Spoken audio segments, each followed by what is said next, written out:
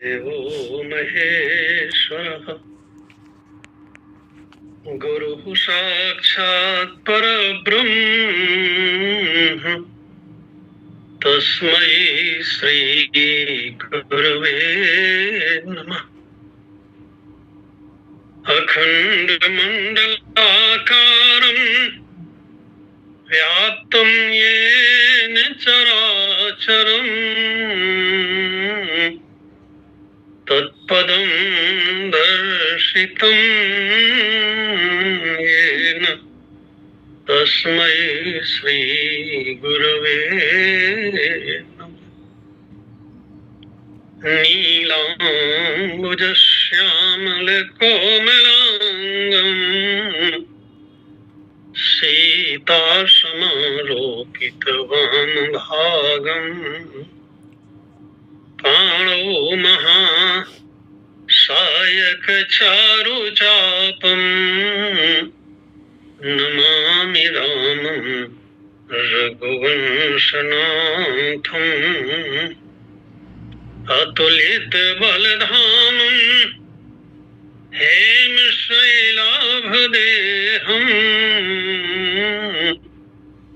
धनुजवनकृशानम् ज्ञानिनामग्रगण्यम् सकलगुणनिधानम् वानराणामधीशम् रघुपतिप्रियभक्तं वातजातं नमामि। प्रेम से बोलिए भक्त वत्सल भगवान की जय। परम आदरणीय संचालक महोदय श्री पटेल जी, भगवत कथा रस रसिक रसज्ञ श्रोता वृंद, श्रद्धामयी देवियों, आइए आज फिर उसी प्रसंग की ओर चलते हैं जिसकी चर्चा हम कर रहे हैं। श्री गरुड़ जी महाराज ने श्री राम और लक्ष्मण के बंधन काटे। उन बंधनों को तो उन्होंने काट दिया, भगवान के बंधन को तो काट दिया, लेकिन स्वयं बंधन में बंध गए।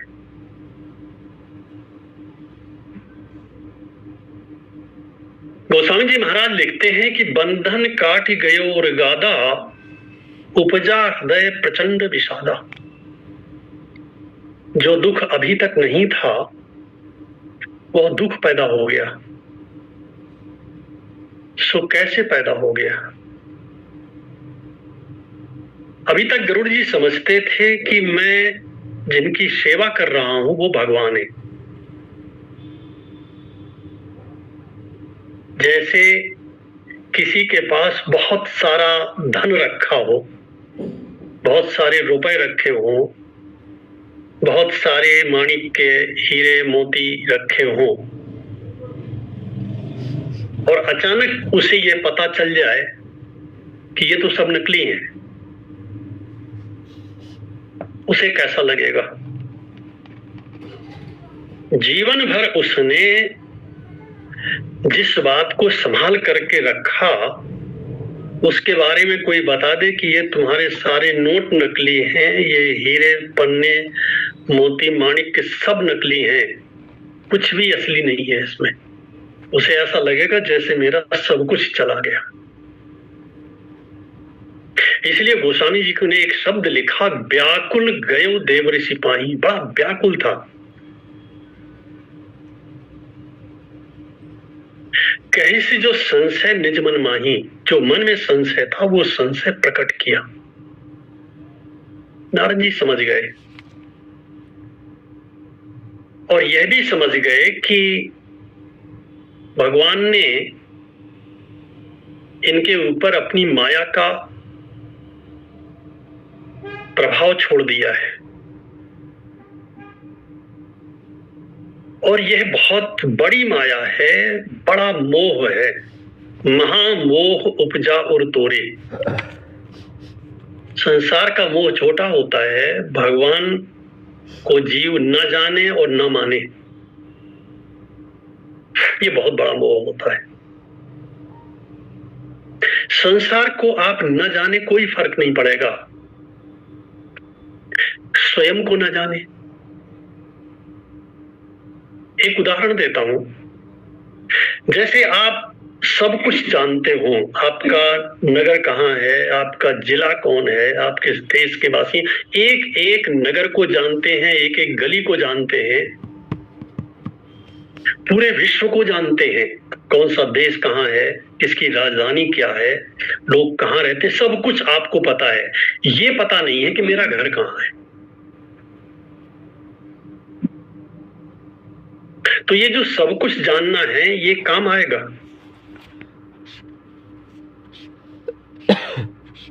क्योंकि आखिर विश्राम के लिए आपको अपना घर तो चाहिए। हम बाहर का तो सब कुछ जानते हैं, जानने का दावा करते हैं, पद, प्रतिष्ठा, धन, मान, सम्मान, मकान, दुकान, जमीन, जायदाद, सबको जानते हैं और ये भी जानते हैं कि ये हमारी है। ये नहीं जानते कि हम कौन है। मोर मोर सब कहाँ कहासी, तू को कहो निज नाम। एक संत कहता है, तू कहता है ये मेरा है, ये मेरा है, ये मेरा है, ठीक है, तू कौन है इसे जानता है? नहीं जानते। और ये सच है कि हम यही नहीं जानते कि हम कौन है। पूरा जीवन बिता देते हैं शरीर को अपना स्वरूप मान करके। शरीर रूप है, स्वरूप नहीं है। रूप वो होता है जो नेत्रों से दिखाई देता है, चर्म चक्षुओं से दिखाई देता है। जो जो कुछ दिखाई देता है इन नेत्रों के द्वारा वो सब रूप होता है। स्वरूप दिखाई नहीं देता, अनुभव में आता है।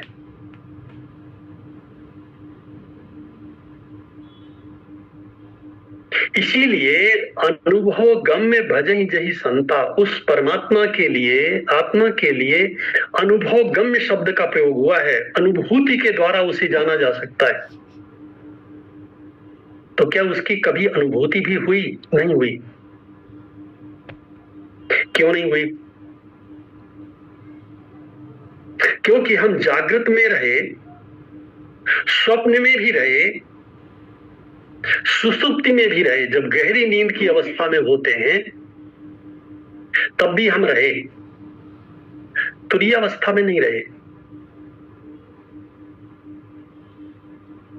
एक क्षण के लिए भी अगर हमारे जीवन में तुरीय अवस्था का उदय हो जाए, तुरीय अवस्था का अर्थ होता है शुद्ध ज्ञान की अवस्था। जो सत्य है उसे जान लेना और उसी को मान लेना। असत्य को हम सत्य मान करके पूरा जीवन बिता देते हैं, अपने को बुद्धिमान समझते रहते हैं।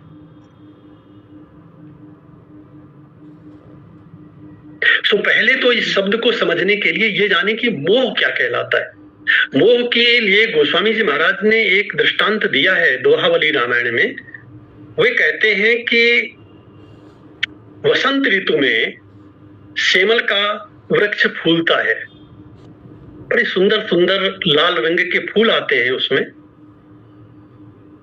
और उन्हें देख करके तोतों को भ्रम होता है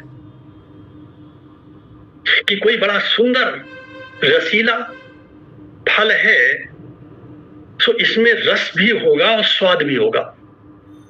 तोतों के झुंड जाते हैं, उस पर अपनी चोंच मारते हैं।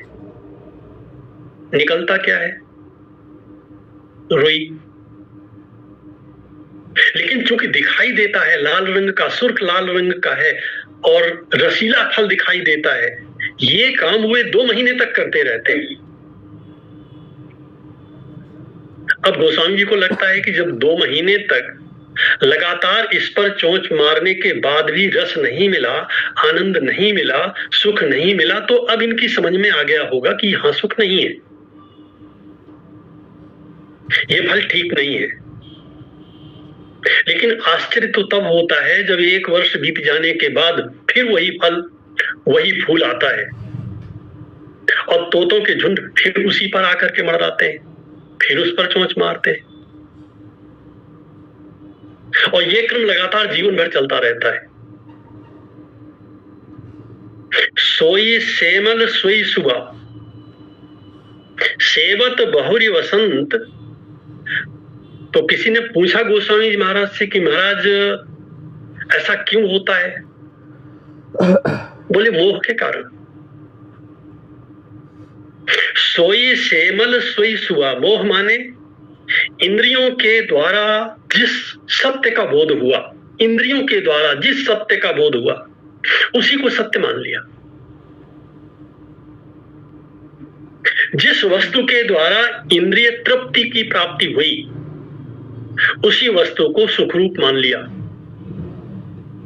तो महाराज क्यों मान लिया ऐसा? इसलिए मान लिया क्योंकि जब तक असली मिलता नहीं है तब तक नकली ही असली जैसा लगता है। एक बार मैंने प्रयागराज के कुंभ में एक महात्मा जी से पूछा था कि जैसा संसार से प्रेम होता है, पत्नी से होता है, पुत्र से होता है, मित्र से होता है, भाई से होता है, उतना भी भगवान से क्यों नहीं होता? कितना भी रामायण पढ़िए, कितना भी गीता पढ़िए, भागवत पढ़िए, सुनिए, उतना भी प्रेम अंदर से सहज प्रेम तो नहीं होता है जैसा सहज प्रेम पुत्र के प्रति होता है, पत्नी के प्रति होता है, रुपया के प्रति होता है। जितना सुख नोट गिनने में मिलता है उतना सुख भी तो भगवान से मिलने में नहीं होता। उन्होंने भी यही उत्तर दिया था और बड़े भावपूर्ण शब्दों में कहा था, बेटा अभी तक मिले नहीं है, इसलिए जब तक सत्य का दर्शन नहीं होता तब तक असत्य भी सत्य के जैसा लगता है, और सत्य का दर्शन होते ही श्रीमद् भागवत में वर्णन आता है, देवर्षि नारद को एक बार समाधि की अवस्था में भगवान ने अपने नील प्रकाश स्वरूप का दर्शन कराया, एक क्षण के लिए, और लुप्त हो गए। अब नारद जी पागल हो गए। सो आकाशवाणी हुई, अभी मैंने कुछ क्षणों के लिए तुम्हें अपना दर्शन कराया है, तुम मेरा नाम जपना, मुझे अपना मानना। इतने मात्र से देवर्षि नारद की ऐसी स्थिति हो गई कि अब वो भगवान से प्रार्थना करने लगे। उनकी माता है और यही एक बंधन है उनके साथ में।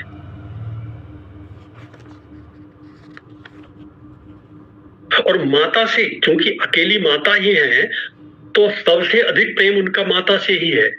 अब वे भगवान से प्रार्थना करने लगे, मेरा ये जो बंधन है इस बंधन को भी आप काट दीजिए, अब मैं आपके बिना रह नहीं सकता, एक क्षण के लिए नहीं रह सकता। यह है संसार का मोह। संसार में भी इंद्रियों के सुख में जीव फंसा रहता है पूरे जीवन। शरीर से अंदर ही इंद्रियाणि पराण्याहुः, इसीलिए भगवत गीता में भगवान श्री कृष्ण कहते हैं इंद्रियां अतीन्द्रिय होती हैं, इंद्रियां सूक्ष्म होती हैं। सूक्ष्म माने दिखाई नहीं देती। जिह्वा में किस स्थान पर रस की प्राप्त अनुभूति होती है, क्या जीव को देखने पे पता चलता है? ये जो स्वाद का पता चलता है कुछ खाने के बाद, ये जीव का कौन सा हिस्सा स्वाद ग्रहण करता है? अच्छा, कानों से सुनाई देता है, जैसे सुनाई देता है उसके पास भी ऐसे ही कान है, और जिसे नहीं सुनाई देता उसके पास भी ऐसे ही कान है।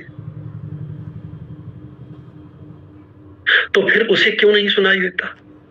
अगर उसके पास भी कान है तो उसे क्यों नहीं सुनाई देता? क्योंकि कान तो है, कर्णेंद्रिय नहीं है, उस इंद्रिय का संपर्क टूट गया है, उसका संबंध समाप्त हो गया है। सो इंद्रियां अतीन्द्रिय होती हैं, इंद्रियाणि पराण्याहु, इंद्रियां परे होती हैं, सूक्ष्म होती हैं। इंद्रियेभ्यः परम मनः, इंद्रियों से सूक्ष्म होता है मन। मनसस्तु परा बुद्धि, मन से सूक्ष्म होती है बुद्धि।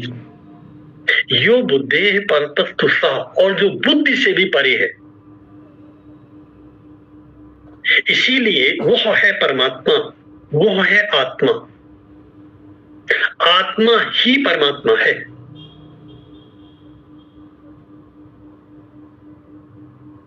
एक बार मैंने कभी ऐसा बोला था कि हम भगवान की पूजा करते हैं, और बहुत से लोग तो ऐसे हैं जो कहते हैं कि हम 40 वर्ष से पूजा कर रहे हैं। हमने पूछा कि उसका लाभ क्या मिला, तो कहते कुछ नहीं। शायद साथ में होंगे, आज नहीं दिखाई दे रहे हैं, भिलाई वाले केदार भैया जी। उन्होंने मुझे लिख करके पूछा वो पूजा कौन सी है। अगर साथ में हो तो वो जरा ध्यान से सुनेंगे, यही वह पूजा है। आ गए सामने। हम शरीर को अपना स्वरूप माने बैठे हैं,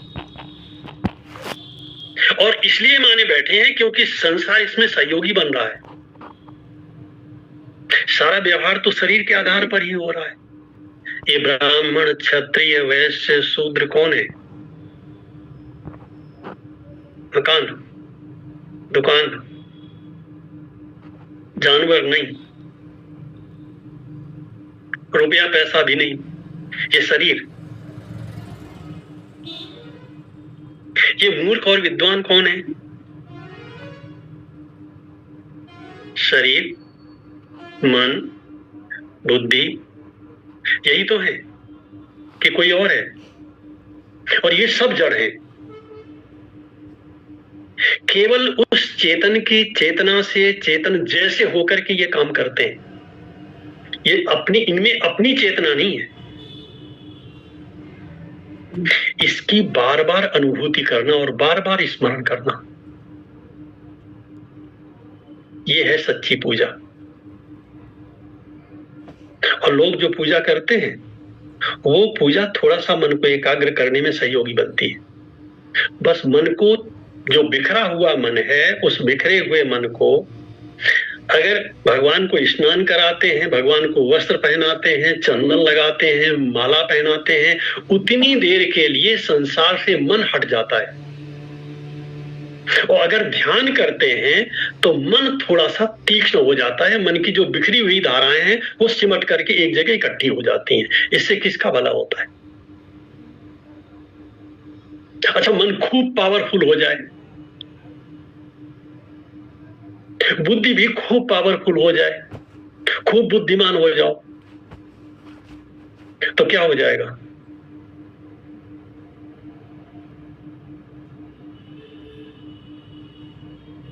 होना क्या चाहिए? होना यह चाहिए कि जो वस्तु जैसी है उसे वैसा जान लिया जाए। ये सब विनाशी हैं, विनाशी थे, विनाशी हैं, इनका विनाश होना सुनिश्चित है। जो मेरे अपने हैं, जिन्हें मैंने अपना मान रखा है, ये सब विनाशी हैं। और कितने समय तक साथ रहने वाले हैं? आप तो ये भी नहीं कह सकते कि कल तक साथ में रहेंगे। नचिकेता ने यमराज से कहा था, यमराज ने कहा था, जब तक चाहो स्वयं से जीव सर्वदा यावद इच्छसि। तुम जो चाहो सो भोग पदार्थ मान लो, और जब तक चाहो तब तक जीवित रहो। नचिकेता ने बड़ा सुंदर प्रश्न किया था। उसने कहा, आपकी अपने बारे में गारंटी है? आप कितने दिन जीवित रहोगे? यमराज ने कहा नहीं है।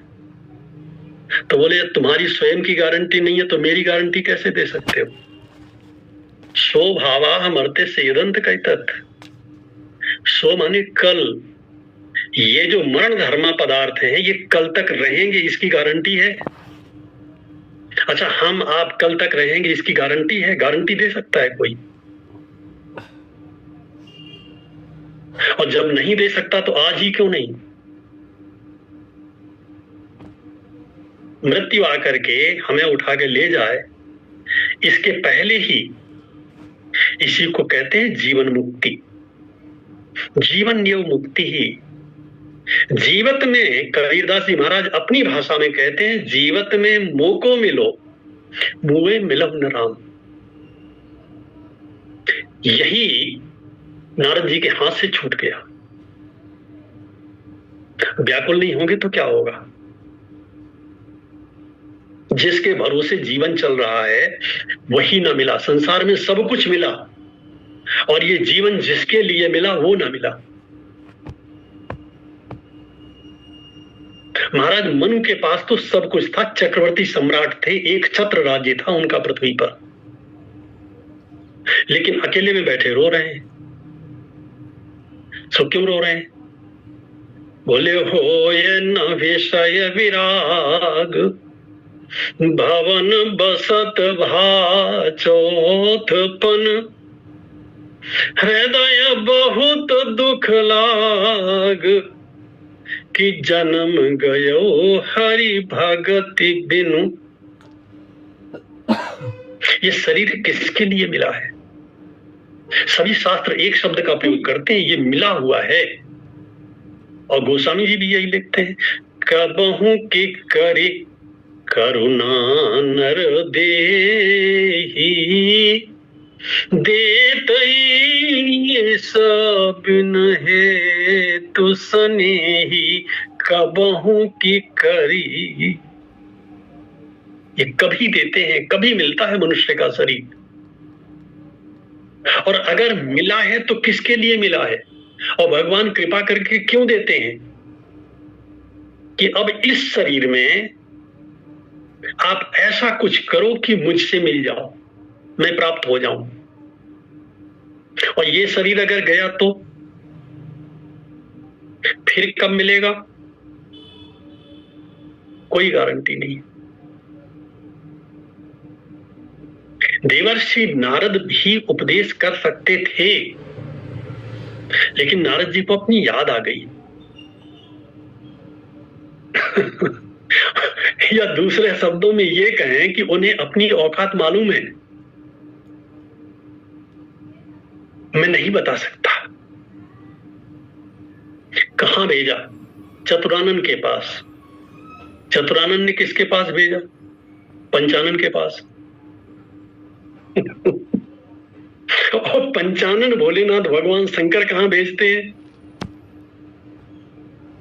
तुम पक्षी हो, पक्षियों में सर्वश्रेष्ठ गरुड़ जी, और पक्षियों में सबसे रद्दी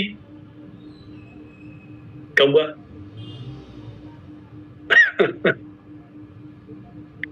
गरुड़ जी को खगराजा, ऐसे खगपति, ऐसे शब्दों का प्रयोग किया है गरुड़ जी के लिए। और कागभूषणी जी महाराज तो कागभूषणी है।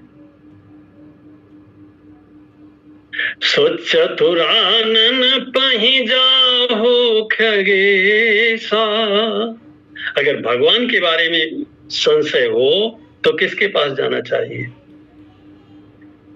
चतुरानन में चतुर शब्द का प्रयोग किया गया है। इसके दो अर्थ हैं। एक तो जो चतुर हो उसके पास जाना चाहिए। चतुर के भी दो अर्थ हैं। ये संसार की जो चतुराई है ये किसी काम की नहीं है।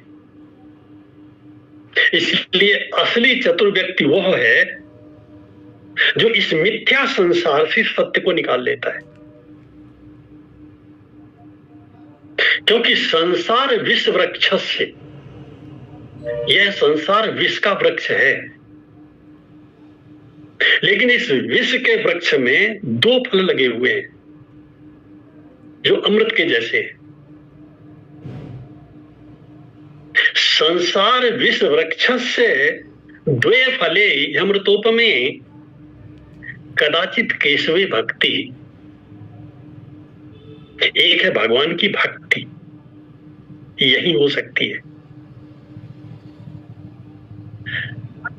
तजून तन निज इच्छा मरना, आगुसनी जी महाराज कहते हैं, तजून तन निज इच्छा मरना। गरुड़ जी ने पूछ दिया, महाराज जब आपको ऐसा वरदान प्राप्त है, इच्छा मृत्यु का वरदान प्राप्त है, और जन्मत मरत दुसह दुख होई, यही स्वल्प नहीं व्यापै सोई, जन्म और मृत्यु का दुख भी नहीं होगा आपको, तो फिर कौवे का शरीर ही क्यों रखे हुए हो आप? कालसनी जी ने बताया, जिससे अपना कुछ हित होता है उस पर स्वाभाविक स्नेह हो जाता है।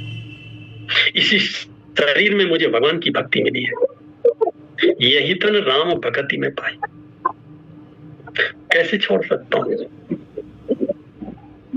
चतुरानन पही जाहु खगेसा, एक संकेत ये भी है इस शब्द में, भगवान के बारे में अगर कोई सही सही बता सकता है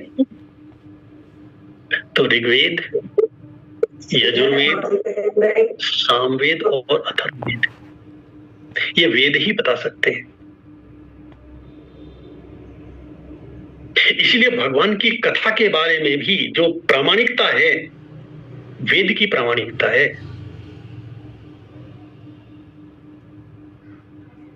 कोई पूछ सकता है कि ये जो भगवान की कथा है इसमें क्या प्रमाण है? यही कहा जाएगा स्मृति प्रमाण है, श्रुति प्रमाण है। इसीलिए ऐसी कथा को कथा नहीं कहते जो वेद विरोधी हो। वेद शब्द का अर्थ होता है ज्ञान, वेद शब्द का शाब्दिक अर्थ ही होता है ज्ञान, और ज्ञान शब्द का भी अगर सही अर्थ होता है तो वह केवल परमात्मा का ज्ञान होता है। ये जो दूसरे अर्थ है ना, ये रूढ़ अर्थ है, क्योंकि संसार का अच्छे से अच्छा ज्ञान अज्ञान है।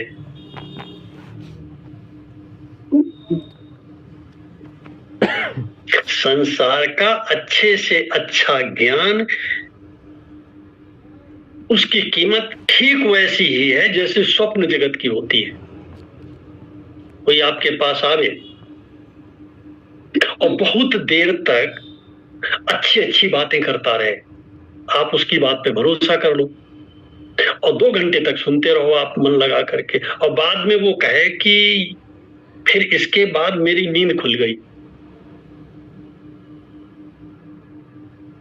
तो आप क्या कहोगे? यार अपना सपना सुनाने आए थे मेरे को, मैं तो सच माने बैठा था, सच मान करके इतना ध्यान से सुन रहा था, पहले बता दिया होता मैं सुनता ही नहीं, अपना सपना सुना रहे थे। संसार की कीमत इतनी ही है। गरुड़ जी ने कहा, महाराज मैं जा तो रहा हूं, आप भेज तो रहे हो, लेकिन क्या ब्रह्मा जी मुझे भगवान की कथा सुनाएंगे? नारद जी ने कहा सुनाएंगे तो वे भी नहीं। तुम्हारा सुनाएंगे नहीं तो फिर उनके पास क्यों भेज रहे हो? बोले उनके पास इसलिए भेज रहा हूं क्योंकि वे आगे का रास्ता दिखाएंगे। आप जरा विचार करो, किसी भी व्यक्ति को वो एक ऋषि के पास जाए, वो किसी दूसरे के पास भेज दे, दूसरा तीसरे के पास भेज दे, और तीसरा चौथे के पास जाने के लिए कहे, तो उसे कैसा लगेगा? अगर सच्ची जिज्ञासा नहीं होगी तो वो जाना ही बंद कर देगा, कहे ठीक है सुन लिया मैंने, अब मुझे कहीं नहीं जाना।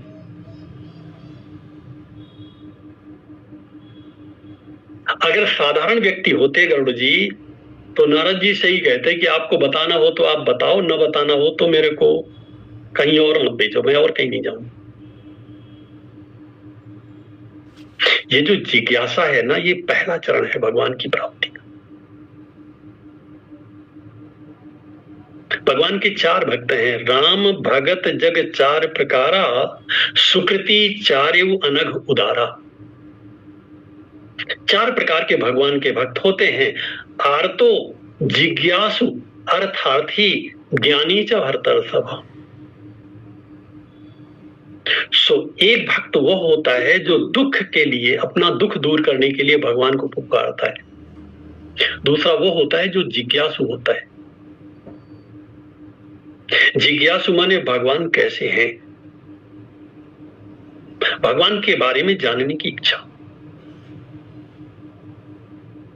आज विश्वविद्यालय में या महाविद्यालय में या विद्यालयों में जो शिक्षा दी जाती है, वो सारी की सारी शिक्षा,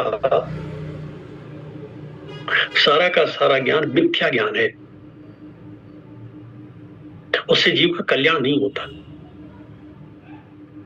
बस रोटी मिलती है, शरीर को रोटी मिलती है, कपड़े मिलते हैं, रहने को घर मिलता है, थोड़ी सी दवा के लिए पैसे मिल जाते हैं, और कुछ नहीं। इससे आगे कुछ मिलता हो तो बताइए। थोड़े से रुपए बैंक में रखने के लिए मिल जाते हैं, बेईमानी करने के तरीके सिखा दिए जाते हैं। इसलिए यह पूरा का पूरा ज्ञान ज्ञान नहीं है, अज्ञान है। इसीलिए ये अनर्थकारी है।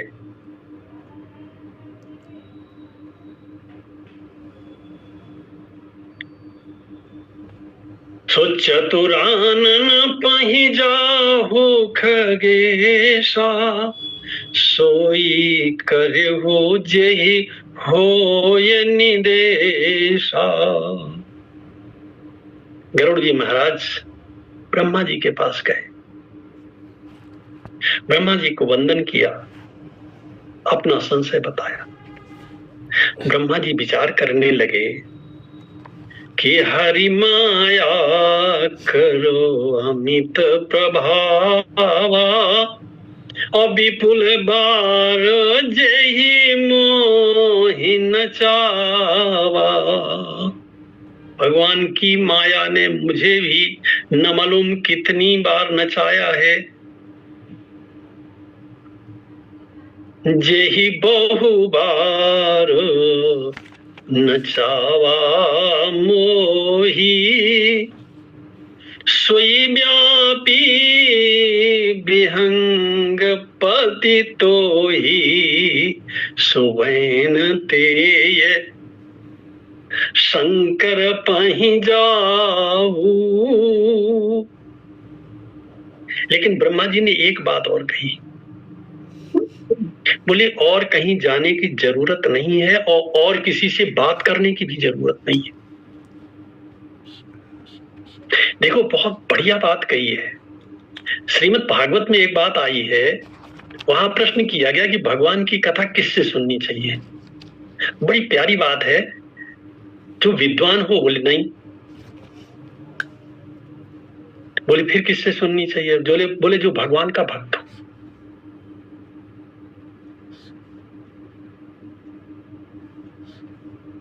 ब्रह्मा जी उत्पत्ति के देवता हैं, और यहां पर शब्द भी बड़ा प्यारा प्रयोग करते हैं गरुड़ जी के लिए। वैनतेय शब्द का अर्थ होता है विनता से, विनता शब्द में प्रत्यय लग करके वैनतेय शब्द बनता है, आदि वृद्धि हो गई। ये विनता और कद्रु की कथा शास्त्रों में आती है। दोनों सौते हैं, कद्रु और विनिता, और दोनों में परस्पर एक बार शर्त लग गई। शर्त क्या लगी? शर्त इस बात की लगी कि सूर्य के घोड़ों की पूंछ का रंग कैसा है। घोड़ों का नहीं, घोड़ों की पूंछ का रंग कैसा है।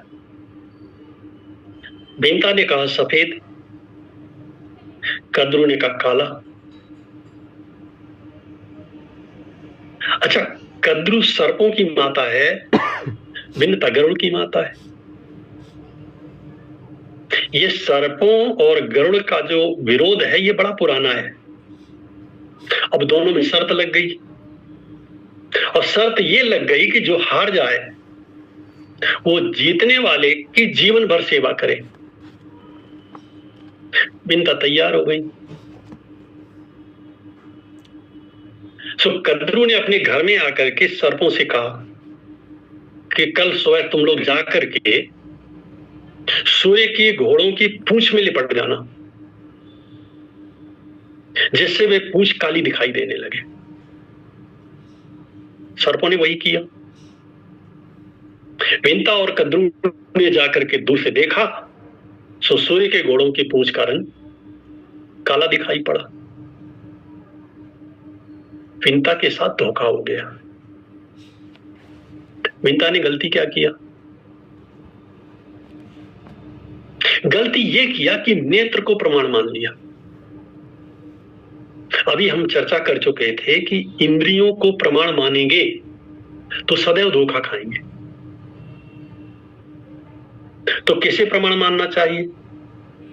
तस्मात् शास्त्रम प्रमाणम ते। भगवद गीता में भगवान श्री कृष्ण कहते हैं अर्जुन से, अर्जुन तुम्हारे व्यवहार में शास्त्र प्रमाण है, दृष्टि प्रमाण नहीं है। इसलिए वेदों में यह कहा जाता है कि अगर नेत्रों के द्वारा कुछ दिखाई दे रहा हो और शास्त्र कुछ कह रहा हो, वेद कुछ कह रहा हो, तो किसकी बात माननी चाहिए? बोले वेद की बात माननी चाहिए। क्यों? बोले नेत्रों में दोष हो सकता है। नेत्र सीमित दूरी तक देख पाते हैं। वेद उन ऋषियों की रचना है जो पहले तो झूठ नहीं बोलते, झूठ बोलने का कोई कारण नहीं है उनके पास। दूसरे उनकी अप्रतिहत गति है। जान ही तीन काल निज ज्ञाना, करतल गत आमलक समाना। और तीसरे वे अपौरुषेय हैं। सो उस बात को प्रामाणिक मानना चाहिए। इसीलिए ब्रह्मा जी शंकर जी के लिए और शंकर जी के पास जाने के लिए वैनतेय शब्द का प्रयोग करते हैं। जो धोखा तुम्हारी माता के साथ हुआ, बेटा मैं नहीं चाहता तुम्हारे साथ में हो जाए।